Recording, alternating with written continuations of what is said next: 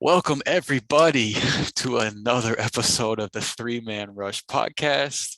I am your co host, Drew, joined by Landon and Jared. To those of you that have made the choice to join us for the next hour or so to listen to our reactions to the Super Bowl, we appreciate you guys hanging out with us. We're here to talk about none other than your defending, my defending Super Bowl champion Los Angeles Rams. If I didn't have a wife and two kids trying to sleep right now, I would be screaming this instead of just talking normal. But before we get into that, while you're here, if you wouldn't mind hitting the subscribe button, smashing the little bell that pops up when you turn on notifications, and liking this video, we would really appreciate that. The support goes a long way to help us out. Also, make sure to comment down below. Let us know what your thoughts on the Super Bowl was. And then as you listen, what you think about the takes that we have on the big game as well. We love to continue the discussion with you guys in the comments after the video's been posted. So it's a great way for us to be able to do that here on the Three Man Rush podcast. If you do choose to sub, we upload 2 shows a week during the NFL regular season, which is sadly behind us, and then 1 show each week during the NFL playoffs and the NFL offseason, which we're going to be getting into next. We cover the NFL itself, everything that comes along with that, fantasy football, DFS, NFL draft, all of that, as well as some MLB and fantasy baseball. And apparently that is going to have to be postponed even longer with the news that came out today about spring training getting pushed back. But one day we're going to get to talk about baseball too. But we're not talking about baseball today. Today we're talking about the Los Angeles Rams, about hearing all year about how they're going all in, yada, yada, yada. And then we all know the outcome now. So I don't want to dive into it right off the bat. I'm the biased one here. I'm the one that's going to take up probably a lot of time, talking about this. So I want to pass it to you guys. And we haven't really talked a whole lot about the game since it happened. We've kind of let it simmer so that we could do it here. Just kind of general, like live, real reactions here together. So I'm really interested to hear what you guys thought about the game. Yeah, this is your show today, and I know this is the favorite podcast you've done. This is going to be the best podcast that you've done. But as far as the game goes, look, this played out exactly like I wanted it to play out. It was a good game. It was a really good game. Came down to the final drive to decide the game. Like that's what I wanted, because I liked both the teams. I liked both quarterbacks. So, I mean, my whole thing was, look, I'm hanging out with my family, hanging out with my buddies. They all came over. Jared was over here. Had some really good food, had some great, some drinks. My mom was like taking tequila shots in the kitchen. Like we were getting down on it. And I wanted a fun game, and we got a fun game. So, the biggest mismatch, which I know we pointed out, Jared pointed out as well. The biggest mismatch was going to be that Rams defensive line against the Bengals offensive line. And what a colossal mismatch that turned out. The fact that the Bengals were even in the game to begin with should be a credit to Joe Burrow, and some of those offensive pieces, because neither team could run the ball. It was. I mean, it wasn't like the cleanest game, but it was a good game. Like it wasn't like the Patriots Rams Super Bowl the last time, where it was a close game, but that was just because the game sucked. This was a really good game, and the best part of the whole thing, how about that halftime show, baby? How about that halftime show? Let's go, man. Definitely lived up to the hype. Oh man, yeah, I still think Prince for me is a tough one to top, especially considering that was the year the Colts won the Super Bowl, and we got Prince in the rain, Purple Rain while the rain's falling, playing that guitar. That Super Bowl is, like, to me, my favorite, but this one's right up there. Like this show was so sick. I didn't even want the game to start again. I was just like, man, can we just keep going for like another a couple hours of that? Yeah. I didn't want the game to start back. So my mom got to see a little thug side. That's always cool. I was sitting there rapping pretty much the whole time. I got down on it. But yeah, it was just a fun game, and I was so excited. As heartbroken as I was for some of my friends that are Bengals fans, I was just as excited for you and our friend Dave and other guys. I was so happy to see them win, and I texted you right after it happened, and I'm really happy for you, man. It's just pretty awesome. I appreciate it, man. Jared, what was your thoughts, man? Man, yeah, like Landon said, it was a close game. Some like I don't want to take anything away from the Rams Super Bowl win. Like I'm very happy for the Rams. I feel like any team that goes in the offseason to win a chip, like I'm cool with that. Something didn't feel complete in this game. I think it was because I had no one to root against. Like it was literally like I had no stock in it whatsoever. There wasn't like a true villain. No, it was two baby faces basically just going at it. And I was like, oh, I need a villain in this. There's no one to root against. Like, but outside of that, man, it was a good game. Yeah, definitely Aaron Donald and Von Miller 8 in the second half. Kudos to the Bengals for keeping up with that pass rush in the first half. They did extremely well. Yeah. Their defense played really well. Yeah. Landon mentioned something about the run game. I feel like they abandoned the run a little. Well, I'm going to go on a rant. I'll go ahead and get out of the gate. Well, here before you hit this rant, I do want to say I did actually have some skin in the game, and I had Odell Beckham as an MVP. Oh, you look good for about 3 minutes. On his way that first touchdown, man. I was like, yeah, let's fucking go, let's go. And then that got dashed. But I still made money because I took the Rams. At the time, I'm lucky I took the bet when I did, because I took it the night before, whenever we went out to eat. And at that point, the Rams line had shifted to Rams 2.5. They won by 3. Yeah, because it was 3.5. Right. So when I took it, it was Rams 2.5. It had shifted. So I got Rams 2.5. They won by 3 points. Money got deposited into your boy's account. So, hey, I was good. I was good with the Rams winning.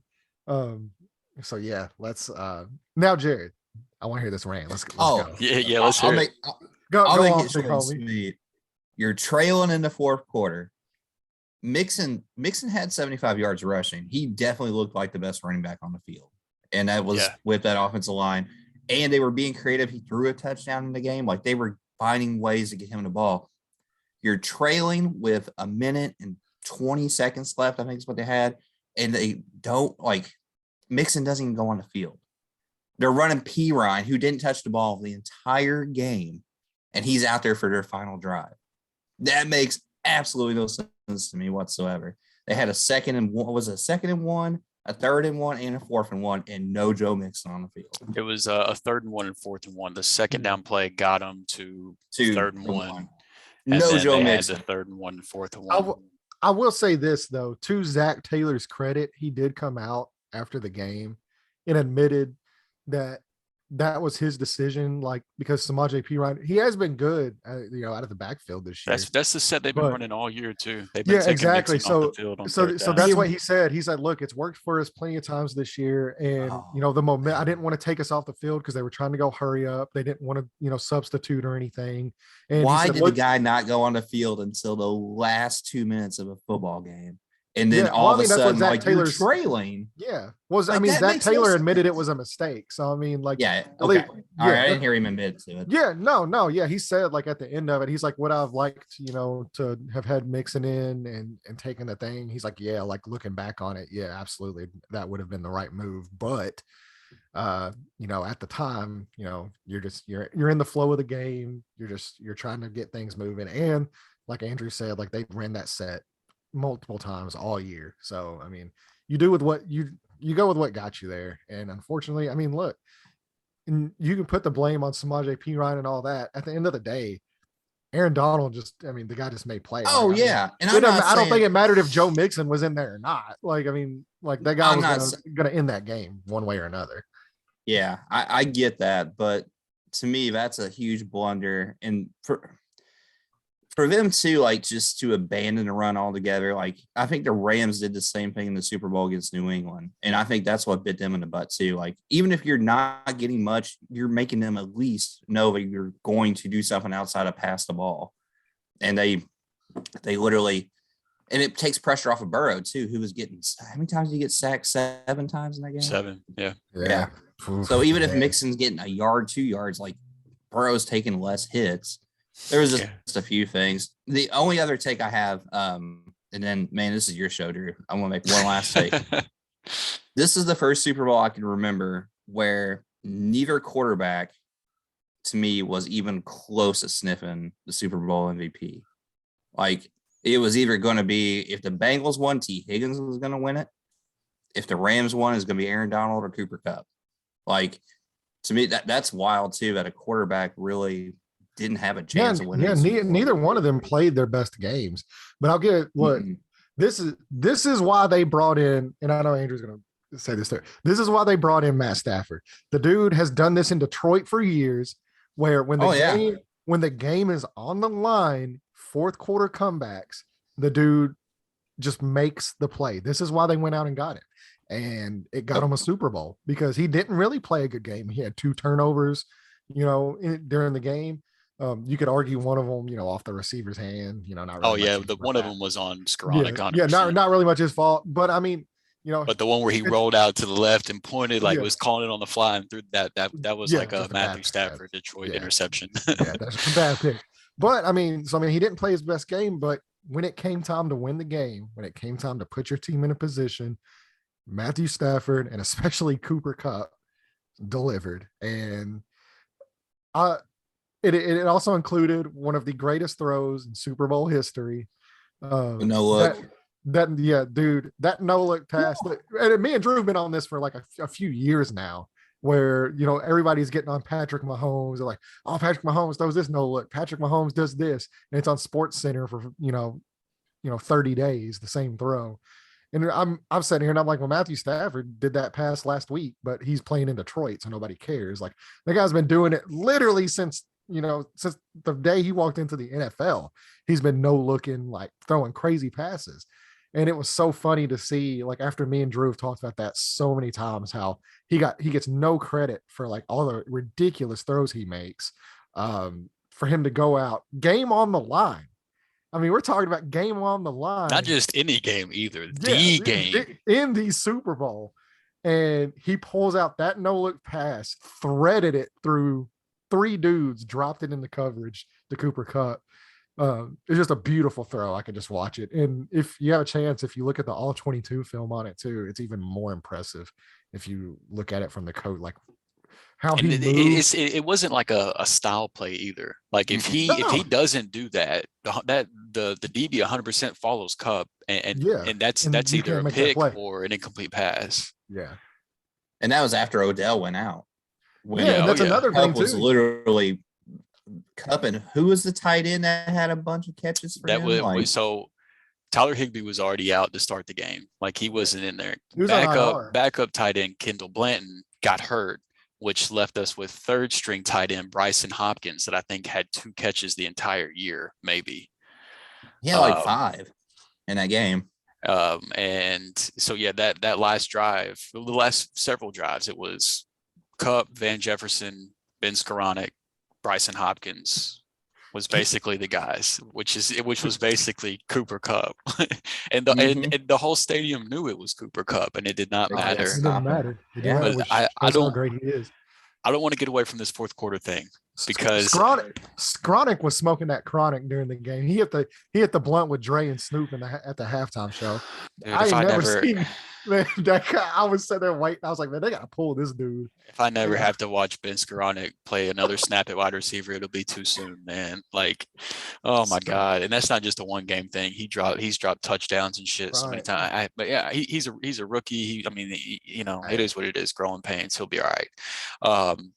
But so Matthew Stafford, I think he's like 4th all time in fourth quarter comebacks now, something like that. And he's already he's got 3 game-winning drives in the playoffs in his career now, all 3, which have come in the last 3 weeks of the last 3 games he played in. Like, they handled Arizona the first round of the playoffs, but then Tampa Bay, him and Kupp snatched Tampa's soul, straight out of their bodies. San Francisco, they sent Tom and probably Gronk packing. San Francisco, game-winning drive, wins the game, sends him to the Super Bowl, and then Super Bowl, another game-winning drive. So he finishes his season with 3 straight games with game-winning drives to end up winning the Super Bowl. So we'll just start there. But then for the whole season in general, because he did this during the regular season too, in the fourth quarter this year, So not just game winning drives, but just in the fourth quarter in general.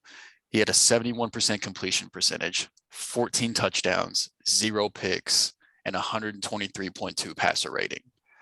Like it's impossible to measure and to like accurately paint the picture of how important he was to this team's success because of those critical moments. Like that's where the Goff to Stafford difference was.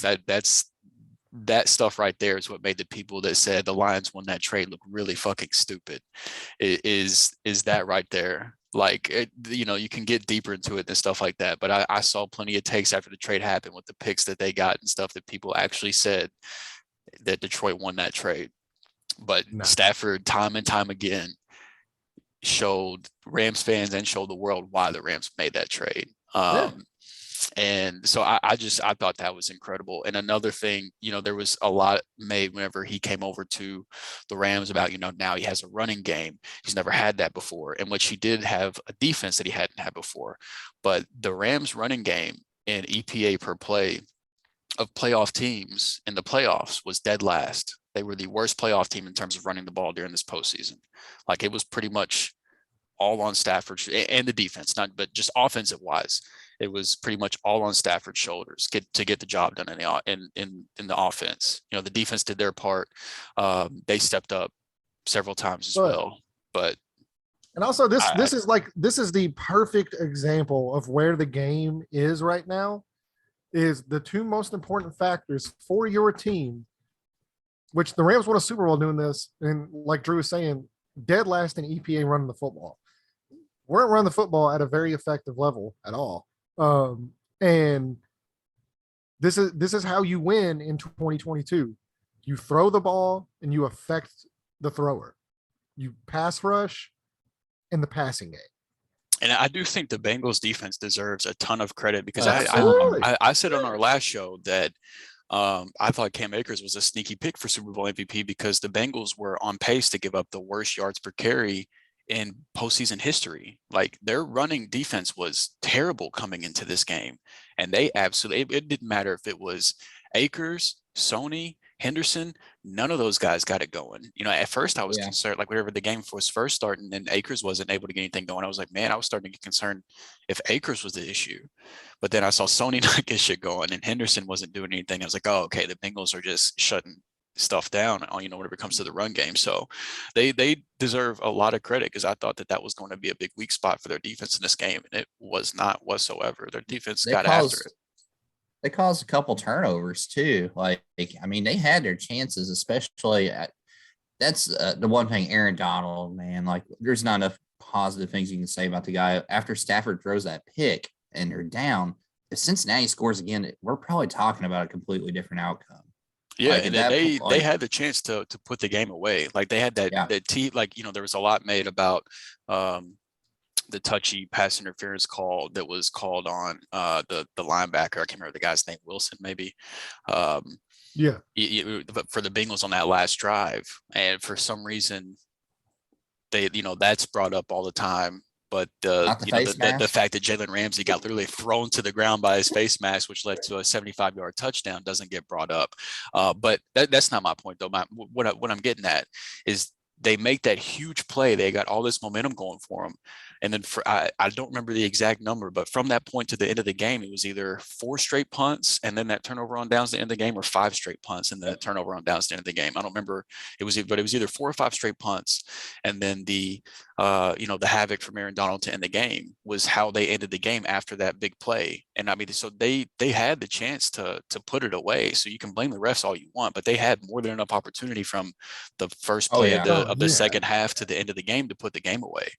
And it does it does suck to see a game that was like pretty much just being like they were just letting them play like no shot. Yeah, it does suck to see that at the end of the game to where all of a sudden they just flip the switch and it's just like, oh, we're just going to take over here. Mm-hmm. But That is absolutely not the reason why the Bengals lost that game. No, I know shit. Stafford and Kupp technically scored 2 touchdowns on that game-winning drive because there was one that was called back because was Eli Apple covering him on both of them? Probably so. Eli Apple. I've never seen a guy get cooked the way the way he's been getting cooked since on the Super Twitter. Bowl. Oh my god! Man, and see, nobody's and that's what winning and losing does, because nobody's shitting on Jalen Ramsey, who did not play well in that game. No, Ramsey did not play well.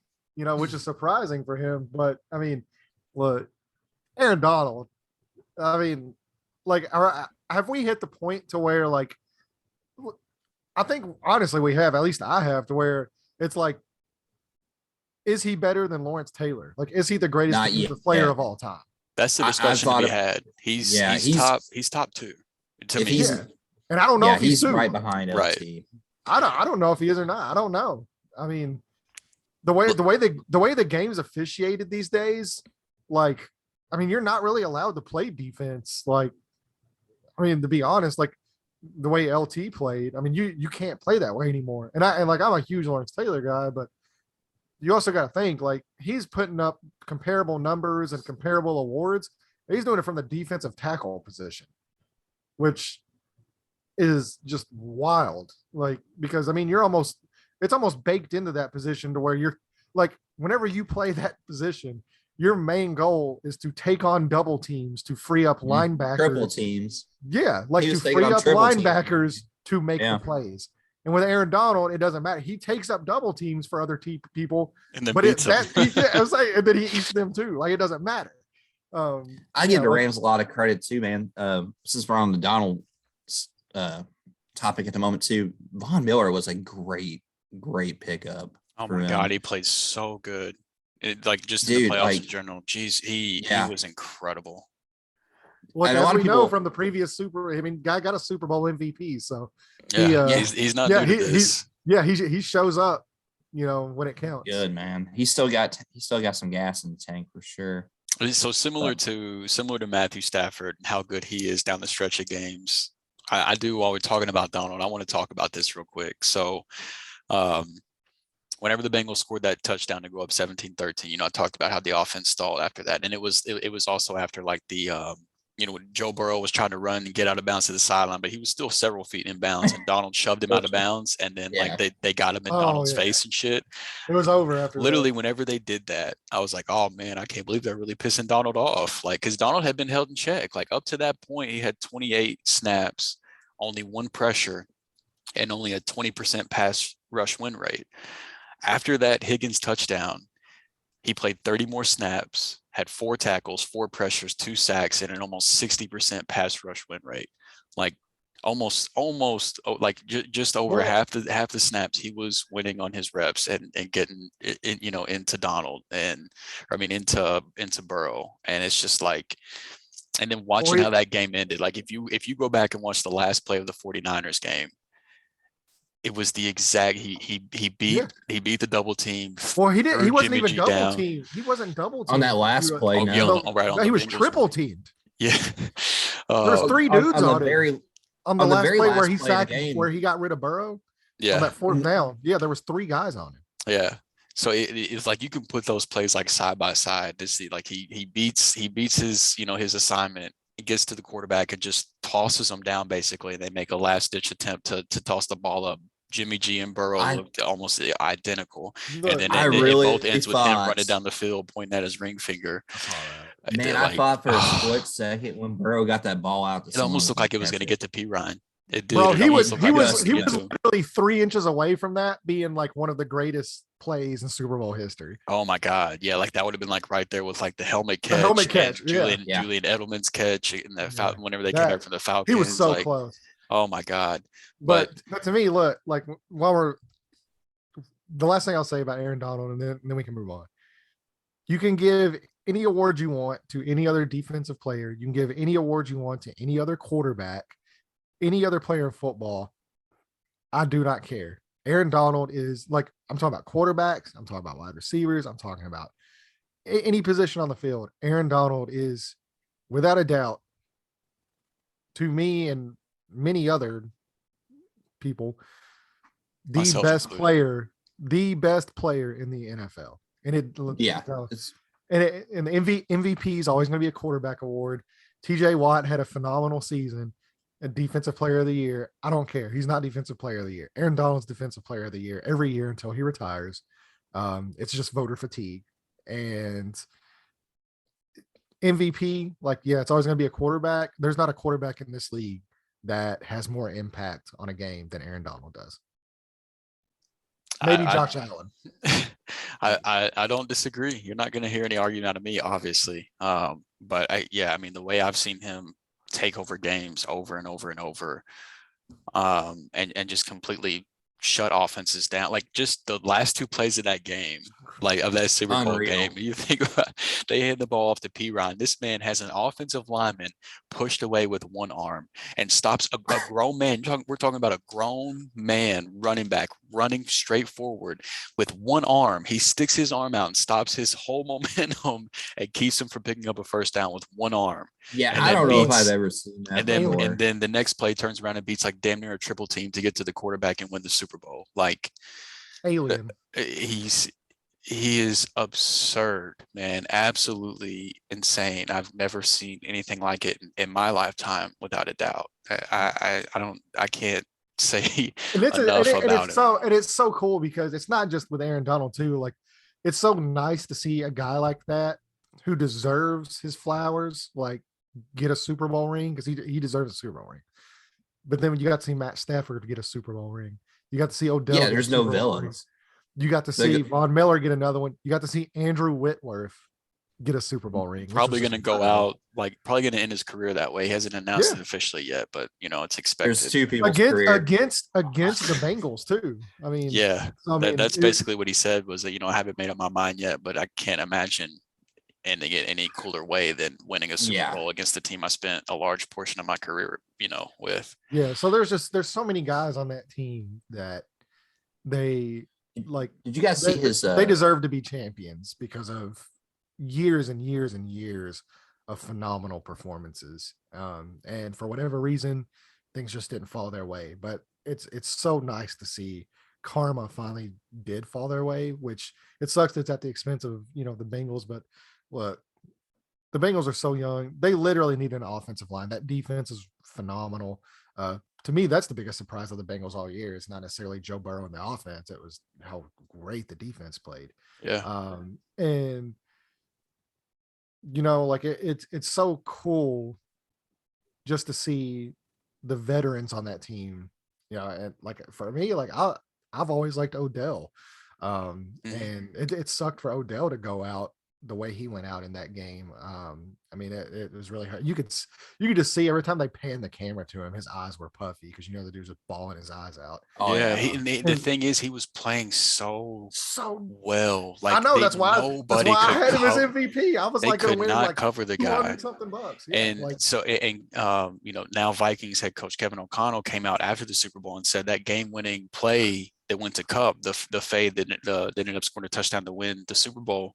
They said that play was in the playbook and drawn up for Odell. Like, if Odell's healthy, he's the one going up to make that game-winning Super Bowl catch. He's the MVP, and I'm getting hundreds of dollars. And he is absolutely the MVP. Like, if he, and I have, like, with how good he is at high pointing the ball, and he's already done that just with the Rams this year.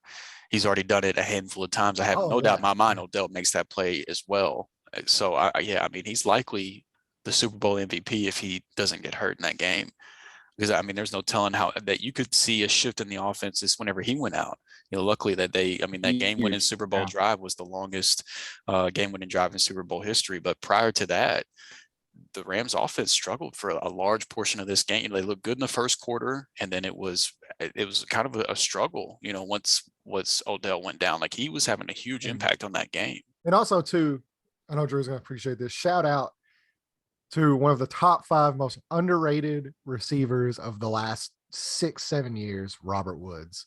Even though he didn't play in this game, that guy deserves a ring as much as anybody too. Like, that guy has been lights out. Like, he's so underrated every year. You never hear Robert Woods' names mentioned when they're talking about great receiving like cores. Like, it's always like, oh, it's Cooper Kupp and Odell. Oh, well, it's, Julio and AJ Brown. Oh, because Mike Evans and Godwin. Yeah, Mike Evans, Godwin. Yeah, but I mean, like CeeDee Lamb, Amari Cooper. But man, like all Robert Woods does is produce every year. And guess what? Like he's coming off an ACL, and once again, in like whenever we're drafting for our fantasy teams here in like 5-6 months, yeah, he's gonna go in like the 7th, 8th round, and he's gonna put up high-end wide receiver 2, low-end wide receiver 1 production. He's the Brandon. It doesn't matter every year. Fantasy football and fantasy numbers aside, he is one of, if not the best, run blocking wide receiver in football as well. Like the dude does all the little things right on top of that. Like it's at an elite level. That was the coolest thing for me about this whole process, was seeing how much this team truly cared. But two guys specifically, Aaron Donald and Robert Woods. It was like this team was fucking determined to get those guys a ring. Like Raheem Morris, the Rams defensive coordinator, who is still somehow the Rams defensive coordinator, not a head coach somewhere. I'm thankful that that's the case. But he said not long after he came over here, he said that one of the main reasons that I wanted to come be on this staff is I wanted to do my part and try my damnedest to get Aaron Donald a ring. And then Jalen Ramsey and a bunch of other guys were like, we saw like Aaron Donald, one of the most famous Aaron Donald pictures is him on the sideline at Lambeau in tears because they fell short playing against the Packers in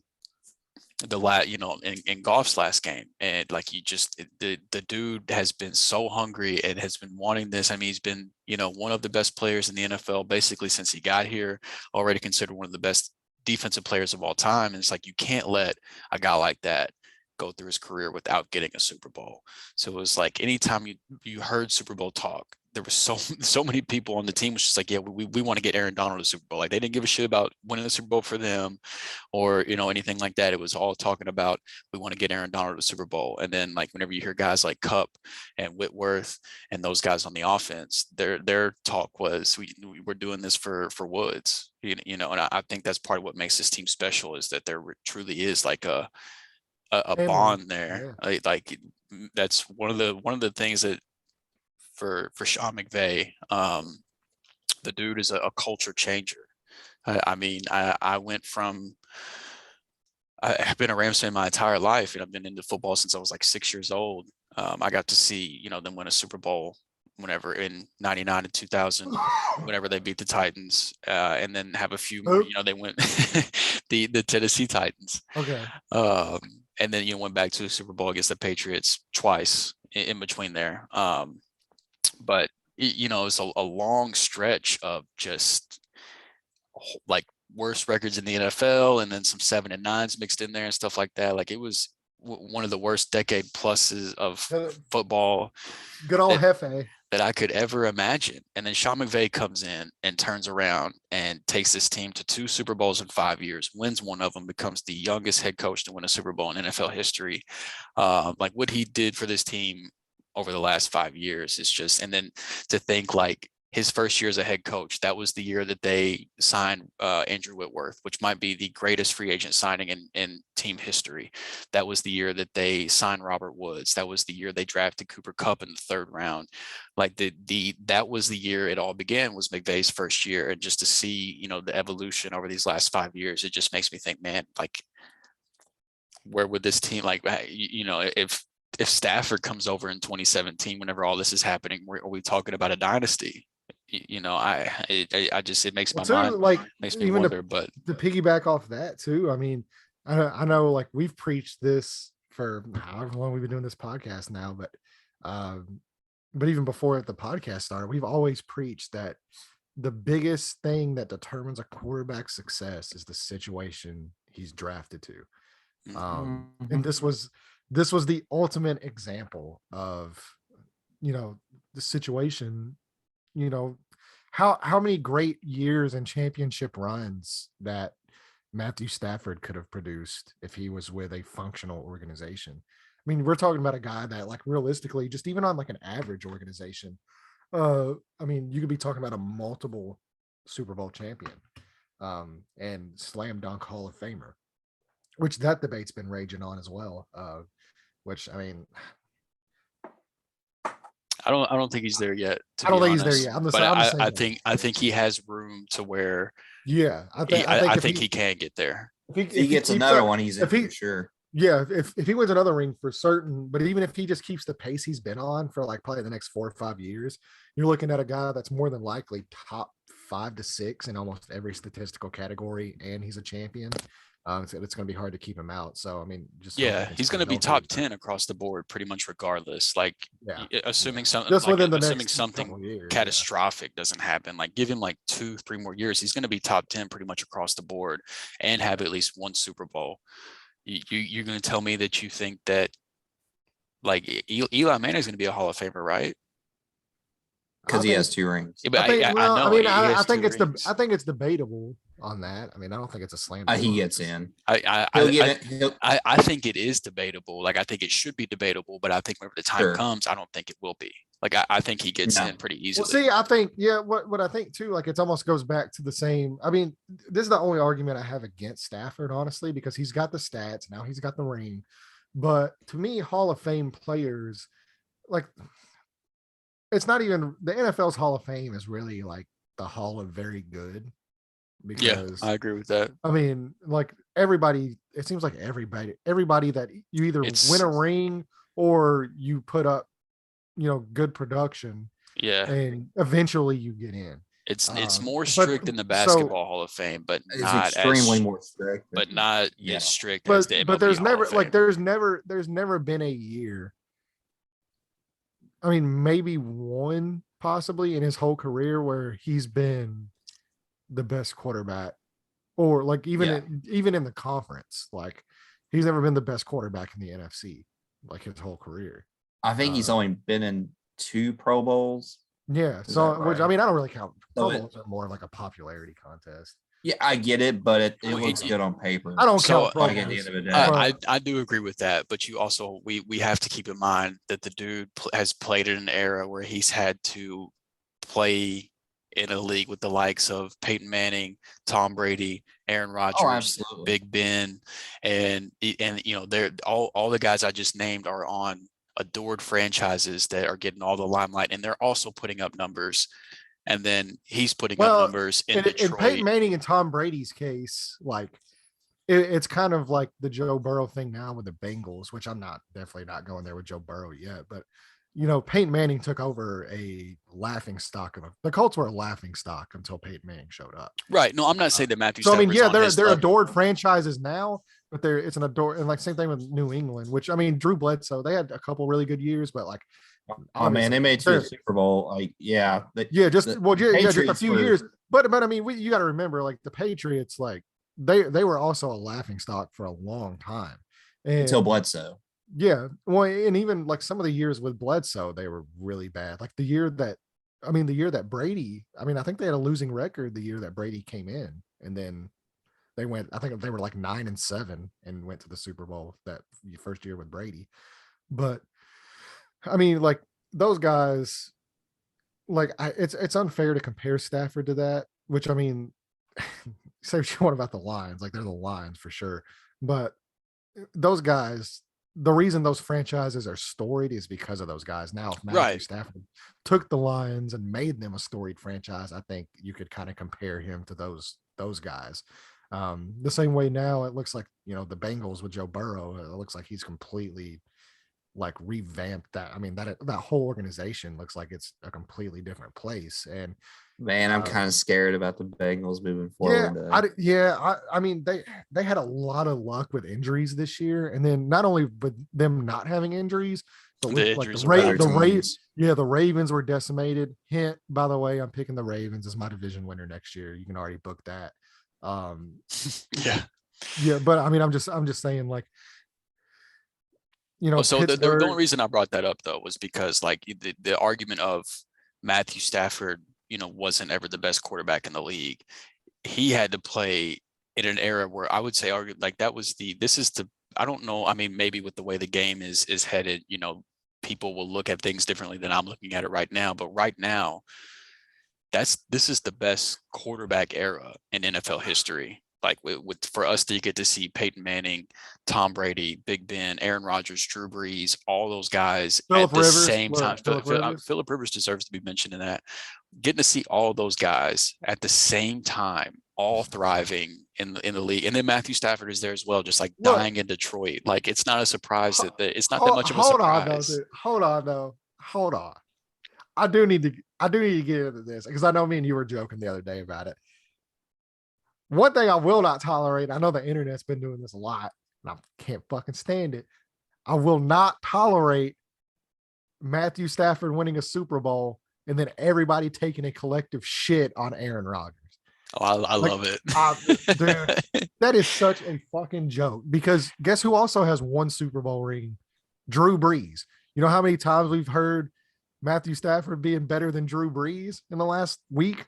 Zero. Nobody's taking a shit on Drew Brees. Look, you want to know why people are taking a shit on Aaron Rodgers? Because Aaron Rodgers has an Drew opinion Brees. that's No. different from other people. To be fair to Drew Brees, if Drew Brees was still in the league and choking away first round playoff losses, they might have shit on him too. But he already retired. He got away from that. And Aaron Rodgers is still here choking in his first playoff game of the year.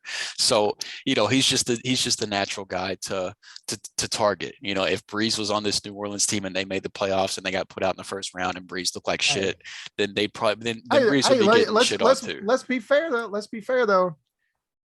Matthew Stafford did everything he could in his power to throw away that San Francisco game.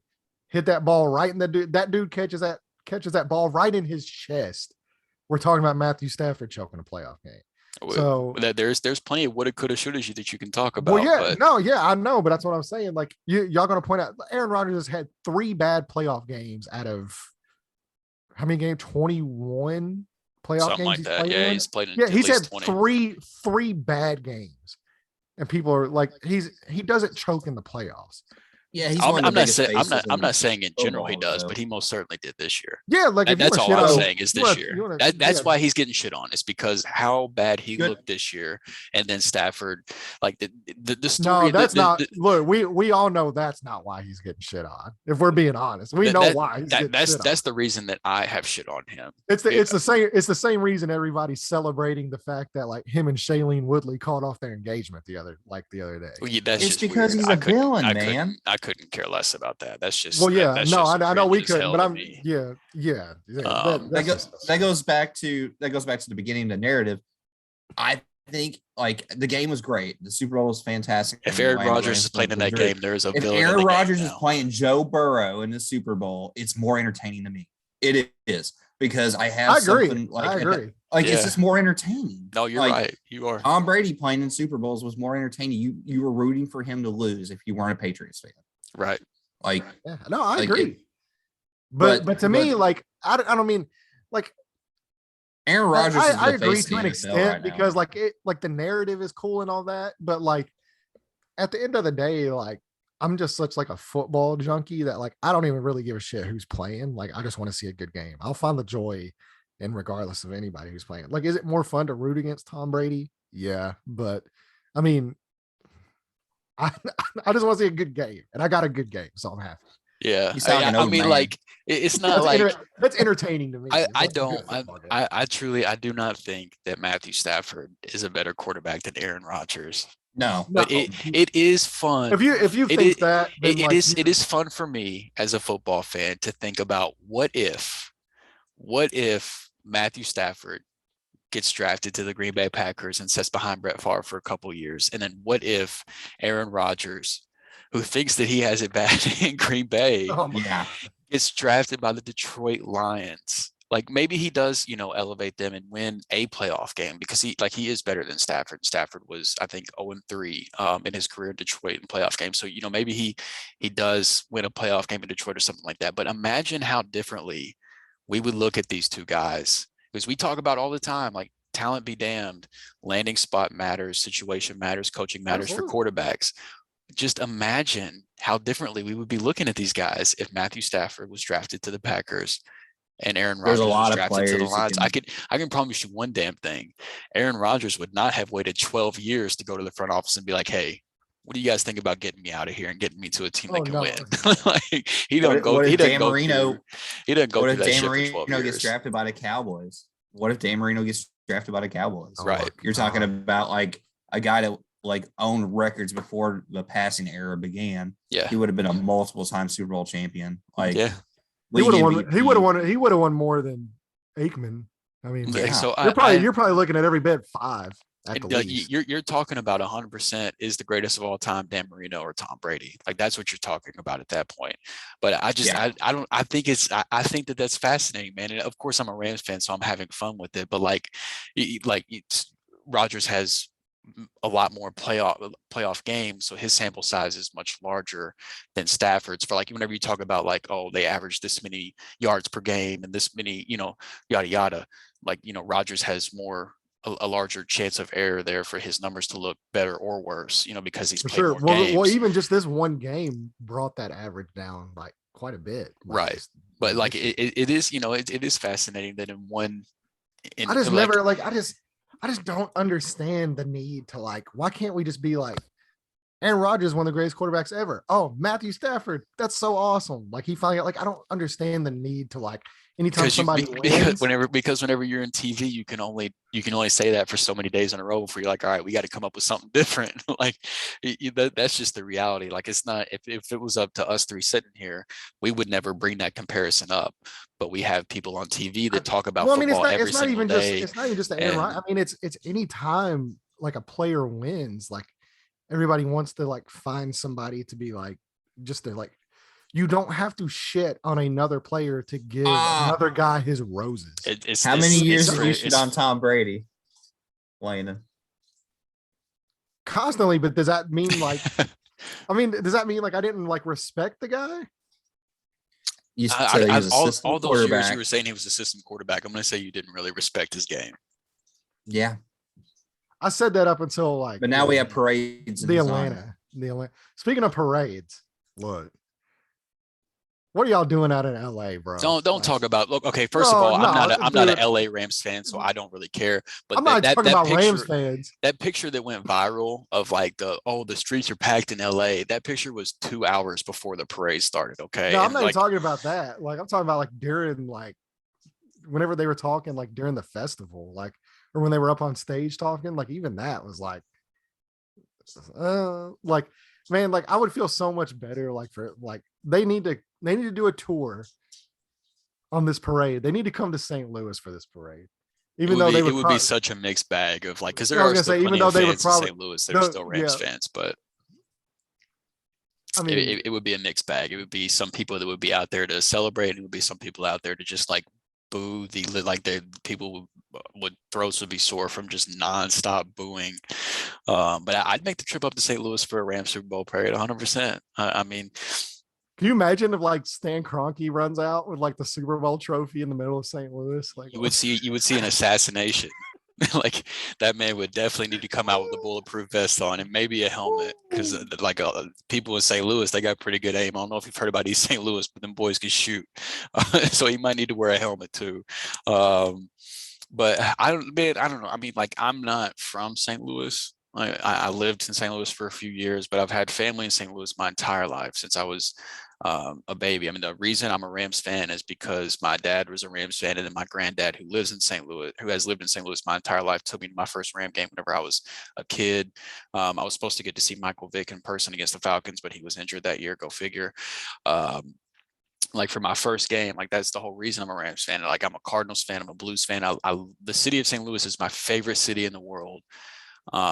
So while I don't live in St. Louis and haven't lived there my entire life, I've only lived there for about 3 years. I do have a huge love for St. Louis, but even whenever they left, I just couldn't abandon the Rams. And I thought about it and I tried, because I felt wrong as a lover of the city of St. Louis, the way that they like the St. Louis did everything that the team asked them to do to try to keep them. They had a proposed plan for a new stadium. They had all the huge people in St. Louis backing it, ready to throw money at it. And it was pretty obvious that they were leaving. Like I literally made it a point to go to the last home game the year prior, because the writing was on the wall. It was clear as day that this was going to be the last year in St. Louis, like before it was even, the off season, and it was going to happen. Like it was made for this to happen. And it sucks, but by the time I even knew who the Rams were, they were already in St. Louis. Like I knew them as the St. Louis Rams before I even knew them as the Los Angeles Rams. And whenever they left, the way I looked at it was basically like, look, I never went to a Rams game and wrote on a poster, "Go Stan Kroenke," or I never wore a Stan Kroenke jersey. Like yes, my money, hypothetically Right. supports Stan Kroenke, but I don't give a fuck about the man that made the choice to move the team from St. Louis to LA. I care about the organization. I care about the players. That's where my passion goes to, is to the team. And whenever they moved, it was like, man, them guys out there on the field that make me love this team, the guys that, the head coach that makes me love this team, except for Jeff Fisher, like those guys weren't like, hey, let's all move to LA. And they might have been excited because they don't have any ties to St. Louis, and Los Angeles is obviously much more attractive than St. Louis, which is the whole reason the team literally doubled in worth the night they moved. Like the worth of the team doubled overnight. But it's like those guys that I've rooted for my entire life, they didn't have any say so in this. It's like, so why should I stop rooting for the team because they move? And I try to picture myself as a Chiefs fan, as a Colts fan, as a Titans fan, like all the teams that are, close around here. It's like, man, I've never spent a day in my life giving a shit about these teams. I'm 20 something years old now. I've been rooting for the Rams my whole life. I'm supposed to just like, I picked this team now. Like I couldn't. They just need to lose to the Jaguars in week 17. Just completely lay I was down. gonna say, man, you made the right decision. I'll tell you that. That's all you gotta do to give up on a team. Jared says that, but you're gonna be right back in there. Oh, they let Peyton Manning go too. Remember that? That worked out really well as well. Wow. Hey. So I don't know. That was my whole thing with the whole Rams thing. I look, if you've lived in St. Louis your whole life and you felt so wronged by it, I can't blame you, because the way they did St. Louis was completely wrong. It's the whole reason they had to pay St. Louis a whole bunch of money, because it was very clear that it was wrong the way they did the city of St. Louis. But I just couldn't abandon the team. If St. Louis gets another team, they'll be my 1B. You still rolling with the Rams? I'm just curious because there's like, it's kind of similar. I will root for the St. Louis professional team every single week, as long as they're not playing the Rams. See, because there's a lot of hate like in Baltimore for the Colts. Like there's a lot of fans. Rightfully so. Yeah, they did them dirty. The Arizona Cardinals was in St. Louis. St. Louis hasn't lost. That wasn't the first time St. Louis lost an NFL team. But now that the Ravens are in Baltimore, of course, everybody in Baltimore is a Ravens fans. But before that, whenever the Colts were there, that was a huge Colts town, and a lot of those guys, obviously they hated, the Colts for years, but a lot of players or a lot of people there still supported the Colts kind of the same way until they got the Ravens. And once the Ravens came into town, it was just like, oh, fuck the Colts. If St. Louis got another team, I would 100%, I would go to games, and I would it would be the closest thing to having two favorite teams in one league as there could possibly be. But if it came down to it, if the Rams and the St. Louis football team were in the Super Bowl, I'm a Rams fan that day. That's just, I've been this way for almost 3 decades now. I'm 30 years old. I got in football whenever I was about 6. So I'm coming up on 3 decades of being a Rams fan. I can't just turn that switch off. I'm an obsessed sports fan that has been fans of the exact same teams my entire life. I can't just flip that switch and be a fan of a different team. I can't do it, man. So yeah, the only team I've ever really flipped on was the Chicago Bulls. I flipped on the Bulls and I went. Yeah, see, I've never had an NBA team my whole life. I've always loved basketball. Baseball and basketball were the two sports I grew up playing, since I was old enough to play sports. But I never had a team for the NBA. It was always just players. I would just follow. It was MJ and Kobe and Vince Carter, T-Mac, and into Dwight Howard, and then KD. Mine was because I just got so sick of the way Reinsdorf, the owner of the Bulls, completely bones everybody that works for him. Right. And so this was a few years back. I was living with Jared at the time, but whenever they did Tom Thibodeau that way too, I still remember you saying that. Yeah. And I told him, I was I won't root for the Bulls again until Reinsdorf sells the team. That's the only time I'll go back to the Bulls. But after that, I went with the Pacers, like just because the Indiana thing. Which Yeah. I have no ties to Indiana other than the Colts. Like, but Yeah. but I mean, I like going to games of stuff like that. So I mean, if I'm up in Indy and it's during basketball season, like it's cool to go to a Pacers game. So I definitely root for the Pacers now. But look, I'll be completely honest, and I'll still root for the Pacers regardless. But like the moment Reinsdorf sells that team and somebody else buys it, I'll go right back to being a Bulls fan. That's my thing. Yeah. I don't want to make this an NBA podcast, but did you guys see the top 75 players of all time list? I looked at it like the day it came out. I haven't looked at it since. It's been out for a while, but what was LeBron? He's on there. I saw they didn't have they're not numbered. It's not it was just the 75 best players of all time, in no order. I saw that Klay Thompson got snubbed and he was upset about it. Yeah, that dude. But that was about all. LeBron definitely 75. So yeah, we definitely do not need to make this an NBA podcast. No, we don't. Look, the Rams one, like the main thing is we'll go ahead and is there really too much more to say, at this point? Look, the Rams won the Super Bowl. One more thing that we need to say that we haven't talked about yet. Okay. There's one more guy we've given credit to pretty much everybody there is to get credit to, except for we have not really talked about, at least as much as we should, about the Super Bowl MVP. Because that's Cooper Kupp just had the greatest season for a wide receiver in NFL history. The man won the wide receiver triple crown during the regular season. He won Offensive Player of the Year, and he won Super Bowl MVP. Jerry Rice is the only wide receiver in NFL history to do all those things in a career. We're talking about like Jerry Rice, most people would consider the greatest wide receiver of all time, the only receiver to ever do those three things in a whole career. This man just did all three in the same fucking season. Like, that is unreal to me. And as big of a Cooper Kupp fan as I've been since they drafted him, I never could imagine a season like this coming. It's just, if you go back and look at his game logs from this year, I mean, he had maybe one game that you would consider a down game, and it was still like 6 for 80 or something like that. Like the dude was absurd. And even whenever it came down in the Super Bowl, whenever OBJ's out, Robert Woods is out, Tyler Higbee's out, Kendall Blanton's out, and Cooper Kupp is getting the ball, it did not matter. Like, they still could not cover him. He still broke tackles, and Matthew Stafford's out there throwing no look passes to him. And I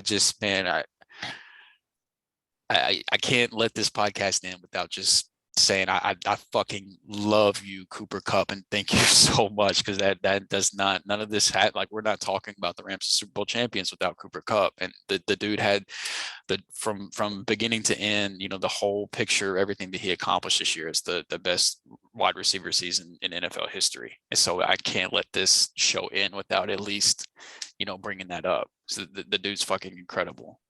Yeah. I still don't know if it's better than Randy Moss's season in 07, but yeah, it is. I don't individually, you're just splitting hairs at that point, though. I mean, both of them are unstoppable. To me, I just would prefer Randy Moss that season. But yeah, I bet Randy Moss would prefer Cooper Kupp season. Yeah, ended with a ring, yeah. Winning touchdown. Ended with a Super Bowl ring for sure. I'm just saying. You're 100% right on that. So yeah, it's man, Cooper Kupp's so good, and he's such a good guy too. That's a good thing about that Rams team is they're all really good people too. There's not really a bad person on that team. Shout out Andrew Whitworth one more time, man. Walter Payton Man of the Year, and then turns around and gets the Super Bowl championship. He had it written on his heart. He had Wood and Higbee on his undershirt, written on his heart. Yeah, that was dope. Yeah, man. Yeah. He's such an incredible. I'm happy for the Rams. I'm happy for Stafford for sure, because I've championed that guy through thick and thin for a decade now. I've been telling people for years, if that dude wasn't on the lines, y'all would put respect on his name. And it finally happened. So And in year one, he's not on the line to win the Super Bowl. It looked like if you look at the NFC, imagine if Aaron Rodgers gets traded to the AFC. I don't know if it'll happen. I don't know if he does but let's just assume Aaron Rodgers think it will. I think he's coming back. I do too. I think the most likely scenario is he's back in Green Bay again. But let's just imagine real quick that Aaron Rodgers gets traded to like the Broncos. All right. Tom Brady retired. Sean Payton is gone. Aaron Rodgers is gone. Kyler Murray, who knows? Russell Wilson, who knows? Russell Wilson playing for the Colts, bro. you've got the Cowboys. I may be a fan again if that's the case. Like so much is going to happen. Oh no.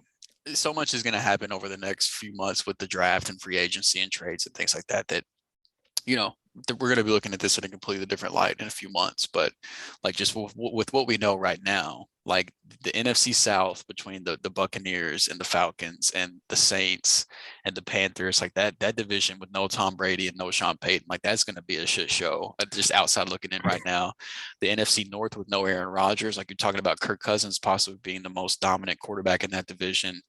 The NFC East, you've got Dak Prescott and the Cowboys. And then the NFC West, who knows? Like Kyler's not going anywhere, but who knows what's going on with that team?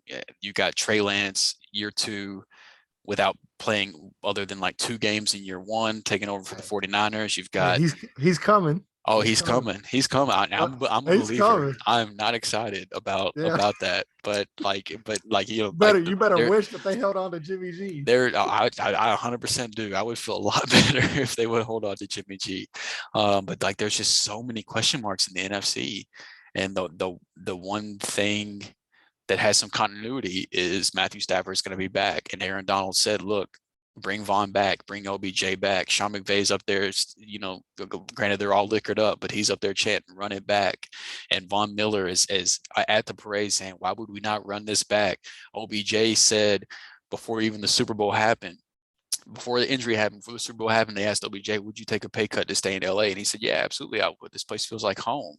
Like there is a world where this team completely runs it back, and especially now that OBJ is dealing with the injury, like his price tag probably just went down anyway, and he wants to stay in LA. He wants that continuity. Like he's happy where he is. Like there is a really good chance that all of the huge pieces of this team are back next year. Yeah, and I think they should absolutely. Tampa Bay did the same thing. Tampa Bay ran it back. They were pretty much the same team this year they were last year, and but they got bounced. In the second round. So it's not to say if they do bring everybody back, the Rams are just going to go win the Super Bowl again, because it's really fucking hard to repeat. They have nobody since like the 04 Patriots.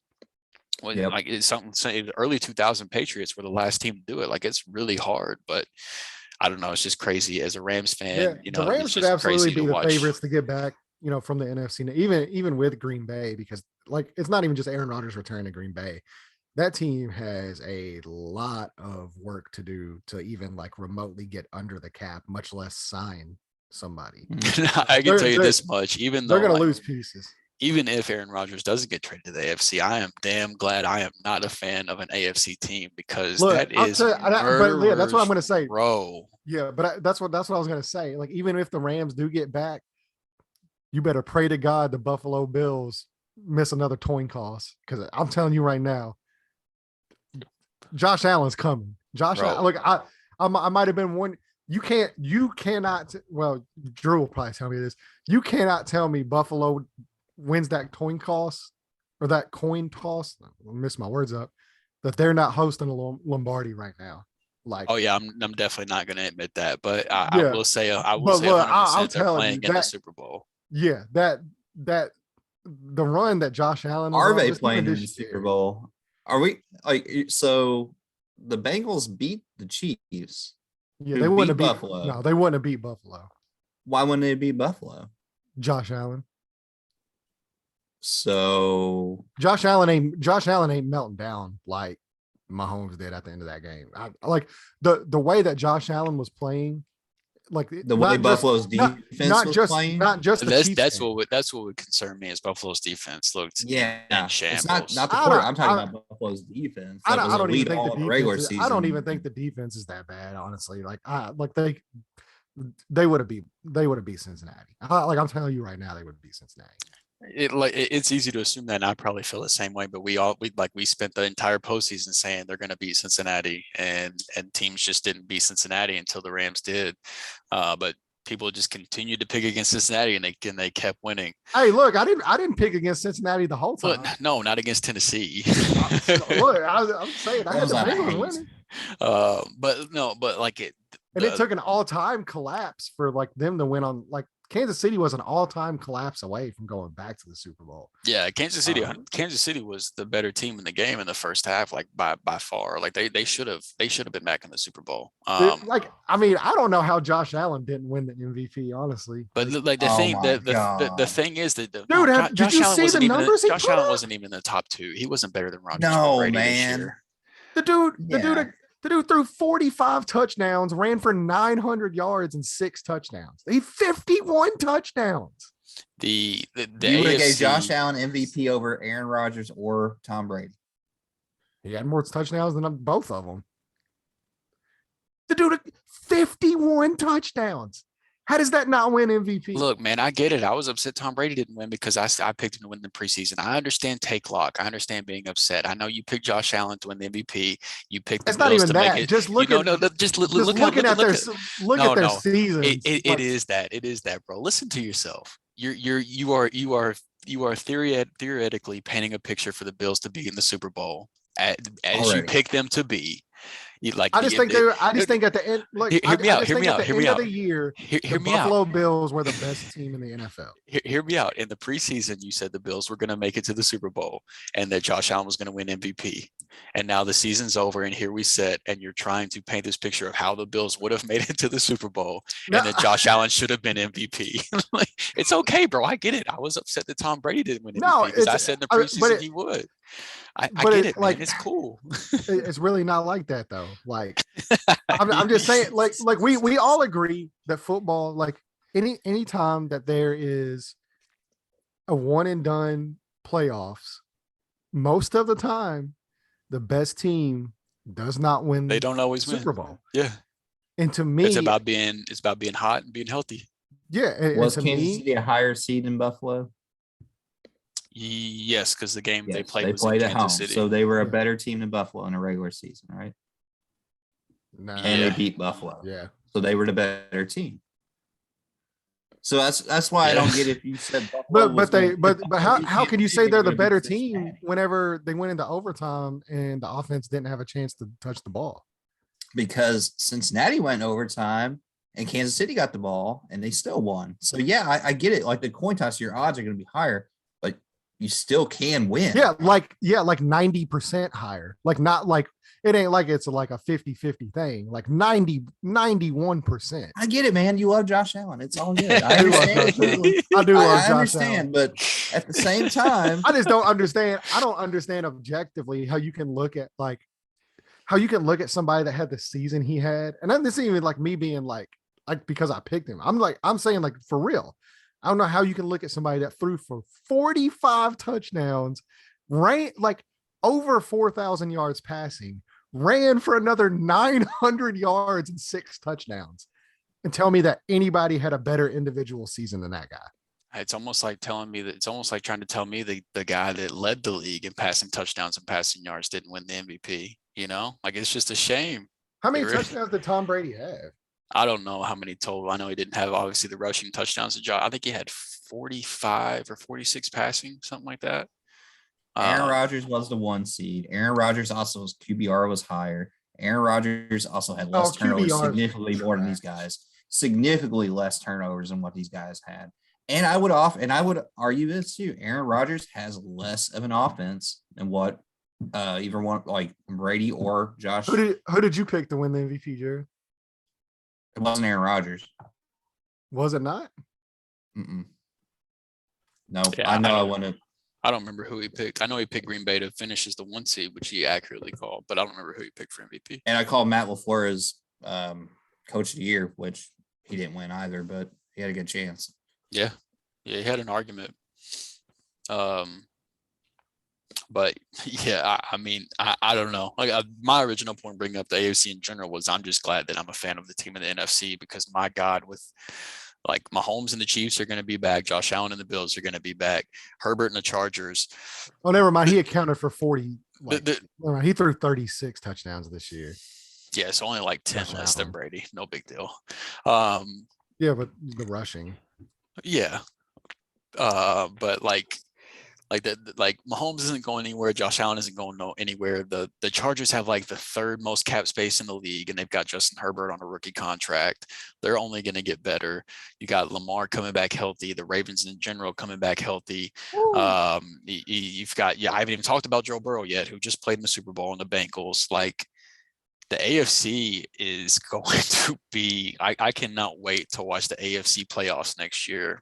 That's why the Colts are about to get rid of Wentz right there. Assuming the right teams make it, because like the AFC playoffs would have been much more entertaining if the Colts would have went in and if the Chargers would have made it instead of the Raiders and the Steelers. Like if that would have been the Colts and the Chargers, the AFC playoffs would have been more entertaining. So assuming next year the right teams make it, the AFC playoffs should be. There's just a lot of really young, really talented guys in the AFC right now, and I'm just really thankful that my team plays in the NFC. That was my whole point from the beginning of that. That's how it was guys. for years too. I mean, that's how I spent the majority of like the years. Was the AFC was always like Brady, Ben, Rivers, Manning, and then like over in the NFC, it was just like, wow, like you got Drew Brees and Brett Favre.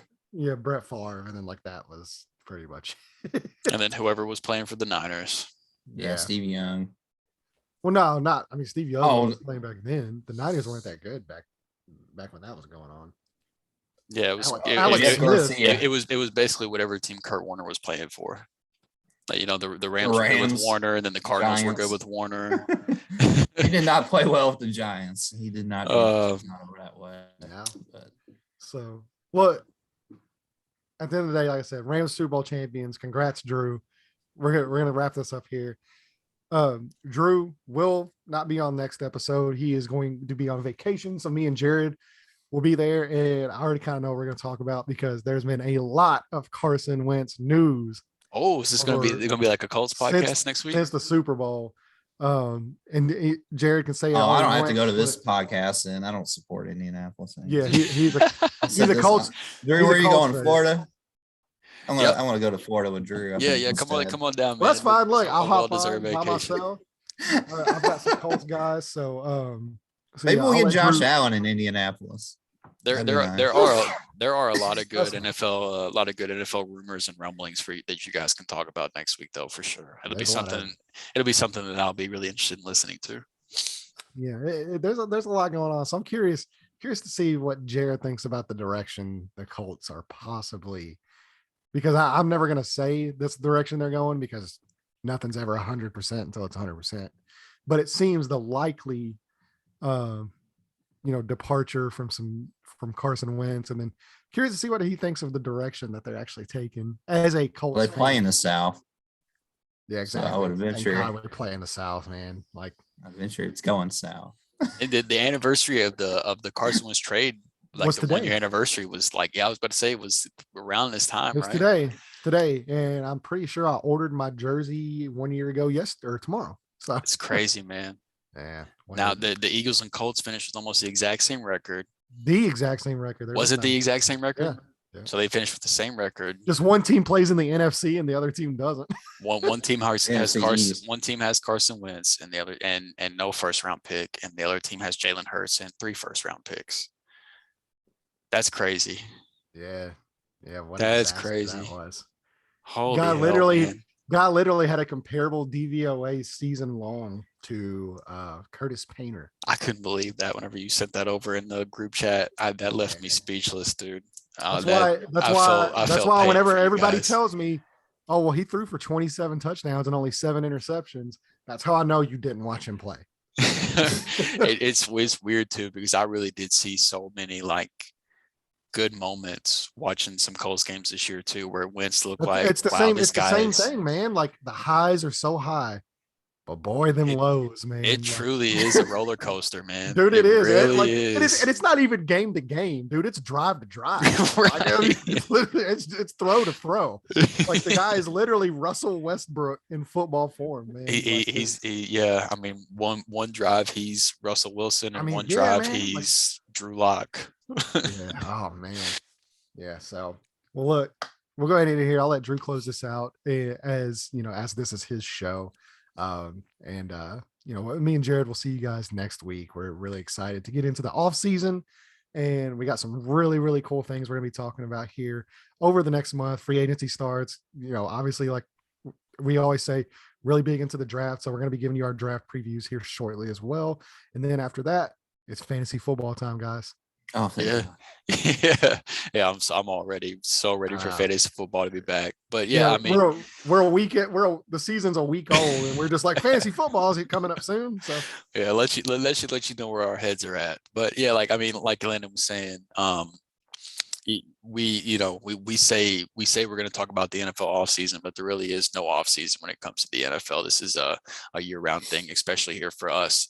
So we've got plenty of NFL rumors to get into that Landon and Jared will discuss. We've got the NFL draft to get into. We'll put together several NFL mock drafts. We've got free agency coming up.